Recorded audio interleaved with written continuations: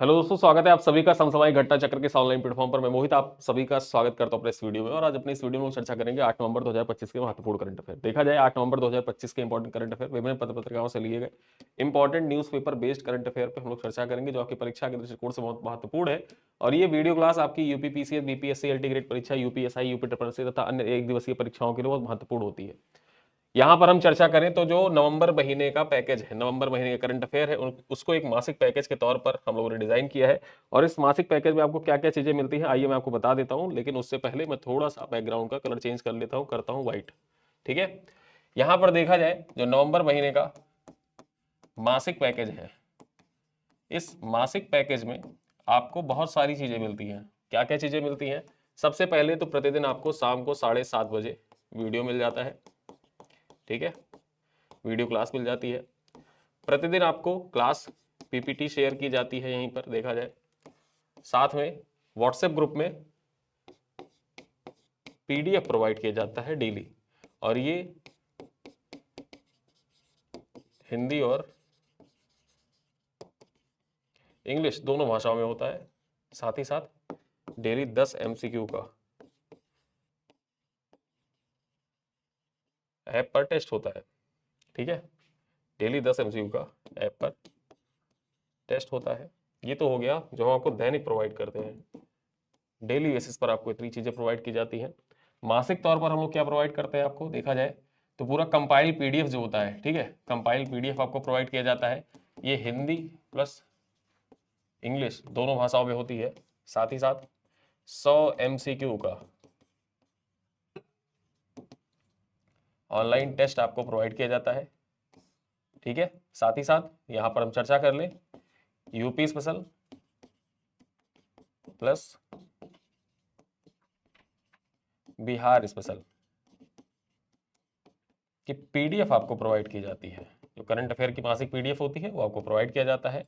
और यहाँ पर जो वीकली करंट अफेयर होती है, साप्ताहिक करंट अफेयर होती है, उसका रिवीजन का व्हाट्सएप ग्रुप में देखा जाए तो क्लास पीपीटी जो होती है वो भी शेयर कर दी जाती है। इतनी सारी चीजें आपको मिलती हैं, और ये इतनी सारी चीजों का फायदा आप उठा सकते हैं इस पैकेज में। तो जाहिर सी बात है आपके दिमाग में आया होगा कि ये पैकेज कितने का है, कैसे ज्वाइन कर सकते हैं। इस वीडियो के पिन कमेंट को चेक करना, वहां पर एक लिंक होगा, उस लिंक पे आप क्लिक करके आप इस पैकेज को ज्वाइन कर सकते हैं। और इस पैकेज को डिजाइन किया गया है, और ये शायद यूट्यूब पर सबसे सस्ता मासिक पैकेज है। सिर्फ 25 रुपए में आप इसको ज्वाइन कर सकते हैं, और ये 25 रुपए भी आपको पे करने की आवश्यकता नहीं होगी।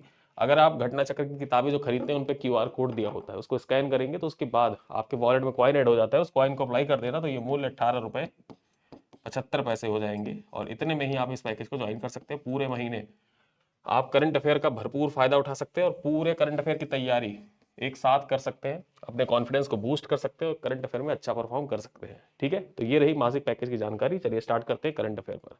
यहाँ पर हम चर्चा करें, गायिका और अभिनेत्री हैं सुलक्षणा पंडित, इनका निधन हो गया हाल ही में। 6 नवंबर 2025 को 71 वर्ष की आयु में मुंबई में इनका निधन हो गया है। ठीक है, सुलक्षणा पंडित का उनका निधन कार्डियक अरेस्ट यानी कि हार्ट अटैक के कारण इनका निधन हुआ है। वे लंबे समय से बीमार चल रही थी। सुलक्षणा पंडित एक संगीत परिवार से आती है। इनके पिता शास्त्रीय गायक प्रताप नारायण पंडित थे, और चाचा प्रसिद्ध गायक पंडित जसराज थे। ठीक है, ये पंडित जसराज की भतीजी थी। वह संगीत निर्देशक जोड़ी जतिन ललित और अभिनेत्री विजेता पंडित की बहन भी थी। ठीक है, पहली फिल्म कौन सी थी गायन के लिए? पहली फिल्म यहां पर देखा जाए तकदीर थी। तकदीर फिल्म 1967 में आई थी। और कौन सा गीत इन्होंने गाया था? सात समंदर पार से। ठीक है, पहला अभिनय यानी अभिनेत्री के तौर पर पहली फिल्म कौन सी थी? उलझन थी। 1975 में फिल्म आई थी। सह कलाकार इनके साथ कौन थे? संजीव कुमार थे। पहला फिल्म फेयर अवार्ड इनको कब मिला था? 1976 में मिला था, संकल्प फिल्म के लिए। ठीक है, संकल्प फिल्म के गाने तू ही सागर तू ही किनारा के लिए सर्वश्रेष्ठ महिला पार्श्व गायिका का पुरस्कार इनको प्रदान किया गया था, और ये इनका पहला फिल्म फेयर अवार्ड था। 1976 में इनको मिला हुआ था। ठीक है, चलिए आगे चर्चा करते हैं। एक महत्वपूर्ण पॉइंट है, स्टारलिंक से समझौता करने वाला पहला राज्य बना महाराष्ट्र। महाराष्ट्र पहला राज्य बना है जिसने स्टारलिंक से डायरेक्ट समझौता किया है।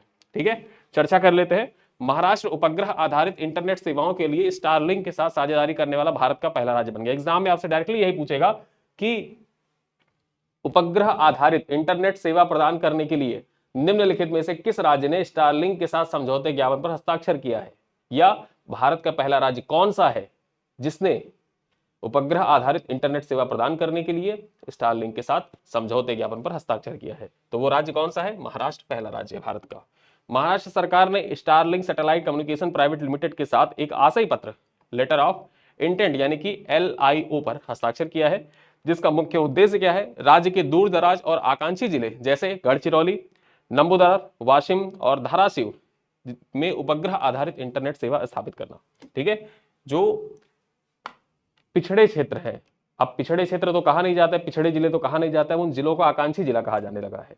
ठीक है, तो महाराष्ट्र राज्य के जो आकांक्षी जिले हैं, ठीक है, जो मुख्य धारा से जुड़ने की ओर अग्रसर हैं और तीव्र विकास की ओर अग्रसर हैं, तो जो अभी तक पिछड़े जिले थे उनको आकांक्षी जिलों का दर्जा दिया गया। नीति आयोग के द्वारा एक नया कॉन्सेप्ट लाया गया आकांक्षी जिलों का, और वही जो आकांक्षी जिले हैं महाराष्ट्र राज्य के, ठीक है, वहां पर उपग्रह आधारित इंटरनेट सेवाओं को स्थापित करने के लिए, उपग्रह आधारित इंटरनेट सेवाएं प्रदान करने के लिए महाराष्ट्र राज्य सरकार के द्वारा सीधे सीधे स्टारलिंक के साथ समझौते ज्ञापन पर हस्ताक्षर किया गया है। एलन मस्क की कंपनी स्टारलिंक, जाने रहिए।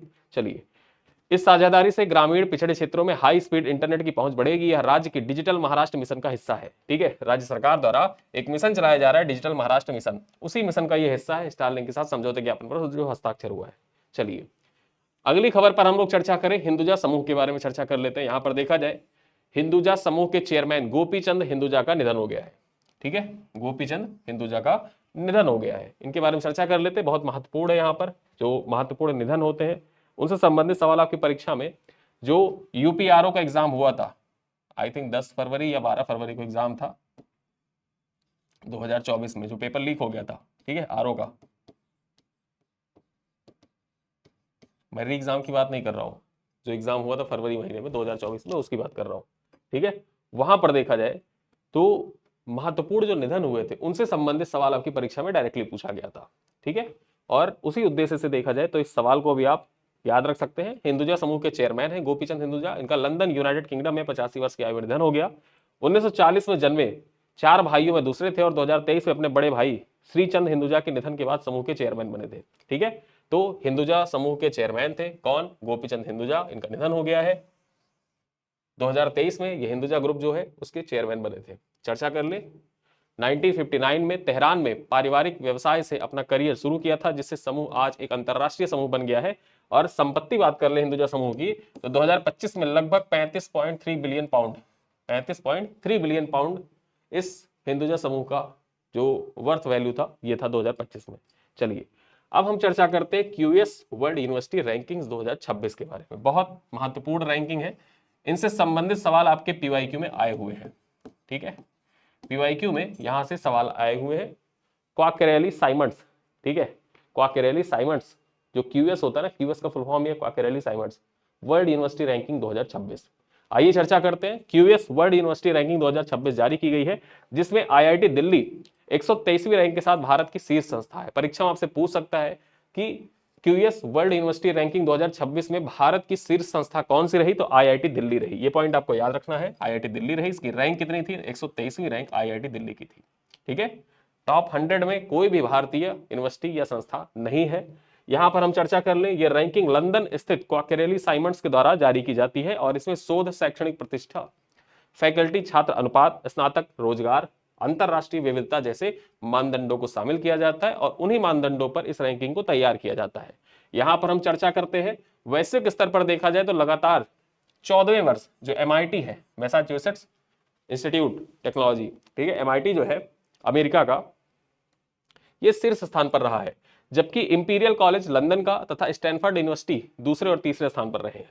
तो आपको एक पॉइंट ये याद रखना है कि जो एमआईटी है ये पहले स्थान पर रहा है, दूसरे स्थान पर इंपीरियल कॉलेज रहा है और तीसरे स्थान पर स्टैनफोर्ड यूनिवर्सिटी रहा है। ठीक है, यहां पर हम चर्चा करते हैं भारत की स्थिति। भारत की स्थिति जानने से पहले एक महत्वपूर्ण बिंदु मैं आपको बताता हूं, उस बिंदु को आपको याद रखिएगा, मतलब वो बिंदु आपको याद रखना है। वो बिंदु क्या है, वो बिंदु ये है कि यहां पर अगर हम रैंक की बात कर लेते हैं, ठीक है, रैंक की बात कर लेते हैं, पहले दूसरे तीसरे की, ओवरऑल अगर इस जो क्यूएस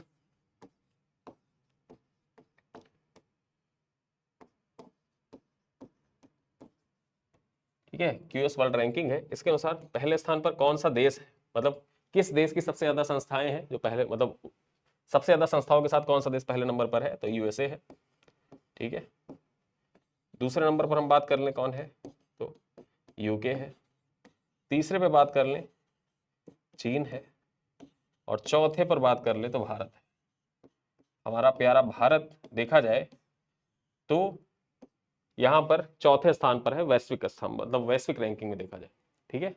और अब हम बात करते हैं भारत की स्थिति। भारत 54 विश्वविद्यालयों के साथ, यहाँ पर देखा जाए भारत को 54 विश्वविद्यालयों के साथ चौथा स्थान मिला है, जो 2015 के 11 संस्थानों से 5 गुना वृद्धि को दर्शाता है। इनमें से 8 भारतीय संस्थान पहली बार इस सूची में शामिल हुए, यानी कि इस बार जो क्यूएस वर्ल्ड यूनिवर्सिटी रैंकिंग जारी की गई है उसमें भारत के 54 संस्थानों को शामिल किया गया है। और इन 54 संस्थानों में से 8 भारतीय संस्थान ऐसे हैं जो पहली बार इस रैंकिंग में शामिल किए गए हैं, ठीक है। यहां पर चर्चा करें आईआईटी दिल्ली, जिसने 2 वर्षों में 70 से अधिक रैंक की सुधार के 123वें स्थान पर पहुंच गया है। आईआईटी बॉम्बे की रैंकिंग की बात कर ले तो आईआईटी बॉम्बे 129वें स्थान पर है। आईआईटी मद्रास की बात कर ले तो 180वां स्थान, क्रमशः दूसरे और तीसरे नंबर पर है। यानी कि यहां पर चर्चा करते हैं जो आईआईटी दिल्ली है, ठीक है, आईआईटी दिल्ली ये भारत की शीर्ष संस्था है, पहले नंबर पर है। वहीं पर हम आईआईटी बॉम्बे की बात कर लें, कौन सी रैंक है इसकी पूरे भारत में, दूसरे स्थान पर है। और वहीं पर जो आईआईटी मद्रास है, ठीक है, आईआईटी मद्रास तीसरे स्थान पर है, तीसरे स्थान पर है, ठीक है। तो ये पॉइंट आपको याद रखना है। चलिए आगे चलते हैं, भारत के शीर्ष 10 संस्थाएं कौन कौन सी है देख लेते हैं। आईआईटी दिल्ली 123वां स्थान, आईआईटी बॉम्बे 129वां स्थान, आईआईटी मद्रास 180वां स्थान, आईआईटी खड़गपुर 215वां, आईआईएससी बेंगलुरु 219, आईआईटी कानपुर 222, दिल्ली विश्वविद्यालय 328वीं रैंक है, आईआईटी गुवाहाटी 334वीं रैंक है, आईआईटी रुड़की की 339वीं, और अन्ना विश्वविद्यालय की देखा जाए 465वीं रैंक है, ठीक है, 465वीं रैंक है। तो ये शीर्ष 10 संस्थान है यहां पर देखा जाए। चर्चा करते हैं आगे। भारत अब सबसे तेजी से उभरता G20 देश है और नियोक्ता प्रतिष्ठा संकाय प्रदर्शन में इसके कई संस्थान विश्व के शीर्ष 10 में शामिल है, मतलब शीर्ष 100 में शामिल है। शीर्ष 100 में देखा जाए भारत के कई संस्थान है जो नियोक्ता प्रतिष्ठा व संकाय प्रदर्शन की श्रेणी में सम्मिलित किए गए हैं। चलिए आगे चर्चा करते हैं। एक अन्य महत्वपूर्ण रिपोर्ट है, रिपोर्ट इंडेक्स की दृष्टिकोण से इंपॉर्टेंट है, चर्चा करें उत्सर्जन अंतराल रिपोर्ट। अब ये जो उत्सर्जन अंतराल रिपोर्ट है ये किसके द्वारा जारी किया जाता है, तो ये संयुक्त राष्ट्र पर्यावरण कार्यक्रम के द्वारा जारी किया जाता है, संयुक्त राष्ट्र पर्यावरण कार्यक्रम के द्वारा इसको जारी किया जाता है। और उत्सर्जन अंतराल रिपोर्ट यहां पर हम चर्चा करते हैं उत्सर्जन अंतराल रिपोर्ट के बारे में। ये यूनेप के द्वारा जारी किया जाता है, जिसमें बताया गया है कि मौजूदा जलवायु प्रयास जो है, अभी जो हम जलवायु परिवर्तन से निपटने के लिए जो प्रयास कर रहे हैं वो ग्लोबल वार्मिंग को 1.5 डिग्री सेंटीग्रेड, ठीक है, 1.5 डिग्री सेल्सियस जो है यहां तक सीमित करने के लिए अपर्याप्त है। हमारे जो प्रयास है कि 1.5 डिग्री तक ही रोक दें, ठीक, इस सदी के अंत तक, वो मौजूदा प्रयास जो हम लोग कर रहे हैं वो अपर्याप्त है, उतने प्रयास से काम चलेगा नहीं। यहां पर चर्चा करें रिपोर्ट के अनुसार यदि सभी देश अपने राष्ट्रीय रूप से निर्धारित योगदान जो एनडीसीज हैं उनको पूरी तरह लागू करें तब भी इस सदी के अंत तक वैश्विक तापमान जो है 2.3 से 2.5 डिग्री सेंटीग्रेड की वृद्धि संभावित है। 2024 में ग्रीन हाउस गैस उत्सर्जन 2.3 से बढ़कर 57.7 गीगाटन CO2 समकक्ष तक पहुंच गया है। अब तक केवल 60 देशों ने 2035 के लिए अपने जो एनडीसी प्रस्तुत किए हैं जो कुल वैश्विक उत्सर्जन का लगभग 63% ही कवर करता है, ठीक है। चर्चा करें रिपोर्ट में एक बात और कही गई है, रिपोर्ट के अनुसार 1.5 का लक्ष्य पाने के लिए 2035 तक वैश्विक उत्सर्जन के लगभग 55% की कमी की आवश्यकता है। यह रिपोर्ट चेतावनी देती है कि यदि तत्काल ठोस कदम नहीं उठाए गए तो यह लक्ष्य अप्राप्य हो जाएगा, ठीक है। अगर तत्काल, अभी 2025 चल रहा है, ठीक है, 2025 चल रहा है और 2035 तक, साथ ही साथ 2035 तक 55% की कमी करना है, और तत्काल अगर हमने कदम नहीं उठाया ना तो हम जो 1.5 का टारगेट सेट किए हुए हैं उस टारगेट को ही अचीव नहीं कर पाएंगे, कभी भी नहीं अचीव कर पाएंगे, ठीक, कितना भी प्रयास कर ले। साथ ही साथ देशों को स्वच्छ ऊर्जा, कार्बन कमी और जलवायु वित्त सहयोग बढ़ाने के लिए भी प्रेरित करती है ये रिपोर्ट। चलिए अब हम चलते हैं आगे और अगली खबर पर चर्चा करते हैं। यहाँ पर एक ऑपरेशन है, ऑपरेशन व्हाइट कोल्ड्रन। अब ये जो ऑपरेशन व्हाइट कोल्ड्रन है इंपॉर्टेंट हो जाता है कि परीक्षा के दृष्टिकोण से किसके द्वारा संचालित किया जा रहा है, तो राजस्व खुफिया निदेशालय के द्वारा इसको संचालित किया जा रहा है। किसके द्वारा, जो राजस्व खुफिया निदेशालय है, डायरेक्टरेट ऑफ रेवेन्यू इंटेलिजेंस के द्वारा इसको संचालित किया जा रहा है। ऑपरेशन व्हाइट कोल्ड्रन के तहत गुजरात के वालसड जिले में एक गुप्त फैक्ट्री पर छापा मारकर कार्रवाई की गई है। यह राष्ट्रव्यापी एंटी नारकोटिक्स अभियान है। आपको यही याद रखना है कि ये जो ऑपरेशन व्हाइट कोल्ड्रन है ये बेसिकली है क्या, किससे संबंधित है, तो ये राष्ट्रव्यापी एंटी नारकोटिक्स अभियान है, ठीक है। और ये किसके द्वारा संचालित किया जा रहा है, तो ये राजस्व खुफिया निदेशालय के द्वारा संचालित किया जा रहा है। ये ही 2 पॉइंट आपको इस पे याद रखना है, ठीक। चर्चा करते हैं। इसका उद्देश्य सिंथेटिक ड्रग नेटवर्क को खत्म करना और एनडीपीज अधिनियम 1985 के तहत प्रतिबंधित जो साइकोट्रॉपिक पदार्थ होते हैं उनके निर्माण पर रोक लगाना है, ठीक है। चलिए आगे चर्चा करते हैं अंतरराष्ट्रीय ग्रीन हाइड्रोजन सम्मेलन के बारे में। अब ये जो अंतरराष्ट्रीय ग्रीन हाइड्रोजन सम्मेलन है ये कहां पर आयोजित किया जाएगा, तो ये भारत में यहां पर आयोजित होगा, भारत मंडपम में इसका आयोजन किया जाएगा। भारत 11-12 नवंबर 2025 को नई दिल्ली के भारत मंडपम में अंतरराष्ट्रीय ग्रीन हाइड्रोजन सम्मेलन की मेजबानी करेगा। चर्चा कर रहे नवीन एवं नवीकरणीय ऊर्जा मंत्रालय द्वारा आयोजित इस सम्मेलन का उद्देश्य क्या है, राष्ट्रीय ग्रीन हाइड्रोजन मिशन को बढ़ावा देना, जिसमें घरेलू उत्पादन को बढ़ाना, बुनियादी ढांचों का विकास करना और अंतरराष्ट्रीय सहयोग तथा स्वच्छ ईंधन प्रौद्योगिकियों के बीच तालमेल को स्थापित करना शामिल है। यहां पर चर्चा करें, सम्मेलन में वैश्विक नीति निर्माता, उद्योग के नेता तथा शोधकर्ता एवं निवेशक हिस्सा लेंगे। और इसका आयोजन कहां पर किया जाएगा, भारत मंडपम में किया जाएगा। पीएम मोदी के द्वारा इसका उद्घाटन भी किया जाएगा, ठीक। चलिए आगे चलते हैं। इसमें वित्त पोषण, प्रमाणन, बंदरगाह की तैयारी, कौशल विकास और प्रौद्योगिकी स्थानीयकरण जैसे विषयों पर ध्यान केंद्रित करने वाला सत्र भी शामिल किया जाएगा, जो हाइड्रोजन ईंधन से संबंधित एक महत्वपूर्ण अंतरराष्ट्रीय सम्मेलन है। चलिए आगे चर्चा करते हैं। India project support programme launch किया गया है। अब ये जो इंडिया प्रोजेक्ट सपोर्ट प्रोग्राम है इसके बारे में चर्चा करें। यहां पर देखा जाए इंडस्ट्रियल ट्रांजिशन एक्सेलरेटर ने COP28 में India project support programme launch किया है। इसका उद्देश्य भारत में लो कार्बन औद्योगिक परियोजनाओं में निवेश को बढ़ाना है, ठीक है।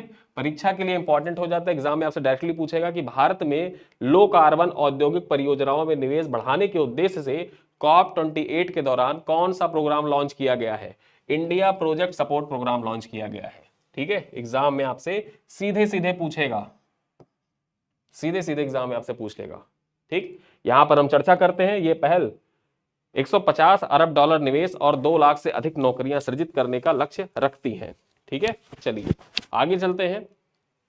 65 स्वच्छ परियोजनाएं हर साल 175 मिलियन टन कार्बन डाइऑक्साइड कम कर सकती हैं। यह कार्यक्रम 2026 तक चलेगा और परियोजना को निवेश के लिए तैयार करेगा। चलिए आगे चलते हैं। भारत द्वारा 2030 तक इस्पात उत्पादन का लक्ष्य निर्धारित किया गया है। 2030 तक कितना इस्पात उत्पादन का लक्ष्य निर्धारित किया गया है, आइए उन पर चर्चा करते हैं। यहां पर देखा जाए CII स्टील समिट 2025 के उद्घाटन सत्र के दौरान इस्पात मंत्रालय के सचिव हैं संदीप पौंड्रिक ने घोषणा की है कि भारत का लक्ष्य 2030 तक इस्पात उत्पादन क्षमता को 300 मिलियन टन तक बढ़ाने का है। कितना, 2030 तक 300 मिलियन टन बढ़ाया जाएगा। और एक लक्ष्य और भी दिया गया है, ठीक है, 2047 तक 500 मिलियन टन विस्तार दिया जाएगा। और ये दोनों लक्ष्य इंपॉर्टेंट हो जाते हैं। जो आगामी लक्ष्य होते हैं, आगामी लक्ष्य, इनसे सवाल आपकी परीक्षा में PYQ में पूछे गए हैं। जो हमारे आने वाले लक्ष्य है कि एथेनॉल जो मिश्रण का लक्ष्य था, साथ ही साथ 100% रेलवे विद्युतीकरण का लक्ष्य है, उसी प्रकार के जो सवाल आपकी परीक्षाओं में पूछे गए हैं, जो आगामी लक्ष्य होते हैं। जो शून्य कार्बन उत्सर्जन का लक्ष्य भारत द्वारा निर्धारित किया गया है, या 500 गीगावाट का जो लक्ष्य निर्धारित किया गया है अक्षय ऊर्जा का, तो ये सारे लक्ष्य आपके परीक्षाओं में पूछे गए। उसी प्रकार से ये लक्ष्य भी है जो स्टील उत्पादन यानी कि जो इस्पात उत्पादन का लक्ष्य है 2030 तक कितना, 300 मिलियन टन, और 2047 तक देखा जाए तो कितना, 500 मिलियन टन निर्धारित किया गया है, ठीक है। यह कदम भारत की वैश्विक इस्पात उत्पादन में अग्रणी बनाने और उद्योग क्षेत्र में आत्मनिर्भरता को सुदृढ़ करने की दिशा में महत्वपूर्ण माना जा रहा है। चलिए आगे चलते हैं। इफ्को और अमूल विश्व की शीर्ष सहकारी संस्थाओं में शामिल हुई हैं, ठीक है। इफ्को और अमूल विश्व की शीर्ष सहकारी संस्थाओं में शामिल हुई हैं। यहां पर हम चर्चा करें अंतरराष्ट्रीय सहकारी संघ ICA के वर्ल्ड कोऑपरेटिव मॉनिटर 2025 रिपोर्ट के अनुसार अमूल जो Gujarat cooperative milk marketing federation के तहत आता है, और साथ ही साथ इफ्को जो भारतीय किसान उर्वरक सहकारी लिमिटेड, प्रति व्यक्ति सकल घरेलू उत्पाद के आधार पर दुनिया की शीर्ष सहकारी संस्थाओं में पहले और दूसरे स्थान पर है, ठीक है। आपसे एग्जाम में क्या पूछेगा, सीधे सीधे एक सवाल पूछेगा कि प्रति व्यक्ति सकल घरेलू उत्पाद के आधार पर दुनिया की शीर्ष सहकारी संस्थाओं में कौन सी संस्था शामिल है।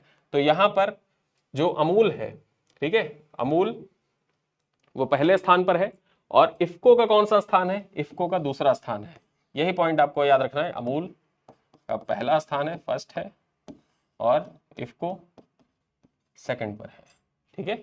और ये वर्ल्ड कोऑपरेटिव मॉनिटर 2025 रिपोर्ट में इस बात को बताया गया है। एक पॉइंट आपको याद रखना है कि यह घोषणा कतर की राजधानी दोहा में आयोजित अंतरराष्ट्रीय सहकारी संघ के CM50 सम्मेलन में की गई है, ठीक है। ये जो घोषणा की गई है ये कहां पर, CM50 सम्मेलन हुआ था कतर की राजधानी दोहा में, अंतरराष्ट्रीय सहकारी संघ का, वहीं पर इसकी घोषणा की गई है। इस घोषणा से भारत के सहकारी मॉडल की वैश्विक सफलता और किसानों तथा ग्रामीण महिलाओं के योगदान का पता चलता है। चलिए अंतिम खबर पर चर्चा करते हैं। यहां पर देखा जाए पीएम मोदी ने किया कानूनी सहायता तंत्र सम्मेलन का उद्घाटन, ठीक है। पीएम मोदी के द्वारा कानूनी सहायता तंत्र का उद्घाटन आज किया गया है। यहां पर चर्चा करते हैं। प्रधानमंत्री नरेंद्र मोदी ने 8 नवंबर 2025 को यानी कि आज ही के दिन नई दिल्ली स्थित सुप्रीम कोर्ट के राष्ट्रीय विधिक सेवा प्राधिकरण जो नालसा है उसके द्वारा आयोजित strengthening legal aids deliver mechanism विषय पर राष्ट्रीय सम्मेलन का उद्घाटन किया है, ठीक है। यहां पर चर्चा करते हैं। यह सम्मेलन देश भर में निःशुल्क सुलभ कानूनी सहायता तंत्र को अधिक प्रभावी, पारदर्शी और पहुंच योग्य बनाने पर केंद्रित होगा, ठीक। आपकी परीक्षा के दृष्टिकोण से इंपॉर्टेंट हो जाता है। जो strengthening legal aid deliver mechanism आपके जीएस पेपर 2, जो जीएस पेपर 2 है उस दृष्टिकोण से भी ये इंपॉर्टेंट हो जाता है। करंट अफेयर के दृष्टिकोण से इसको आप मेंशन कर सकते हैं अपने जीएस पेपर 2 में, ठीक है। चलिए तो ये रहे कुछ आज के महत्वपूर्ण बिंदु। इन बिंदुओं पर हमने चर्चा की। कुछ प्रश्न है, उन प्रश्नों को मैं आपसे पूछूंगा जिनका उत्तर आप कमेंट बॉक्स में दीजिएगा। पहला सवाल है,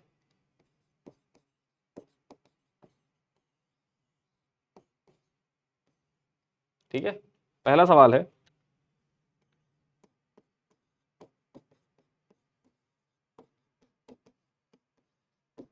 राफेल उड़ाने वाली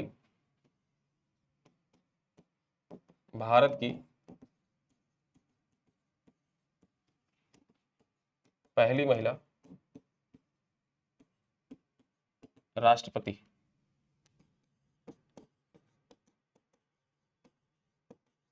कौन है?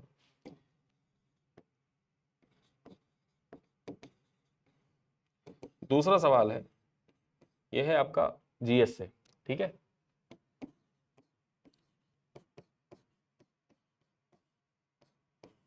नर नारायण पर्वत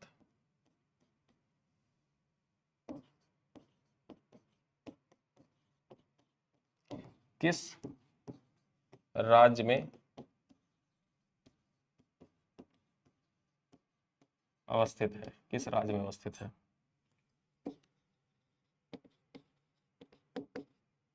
क्वेश्चन नंबर 3 है, विश्व पर्यावरण दिवस दिवस 2025 का थीम क्या था? ठीक है, ये 3 सवाल हैं।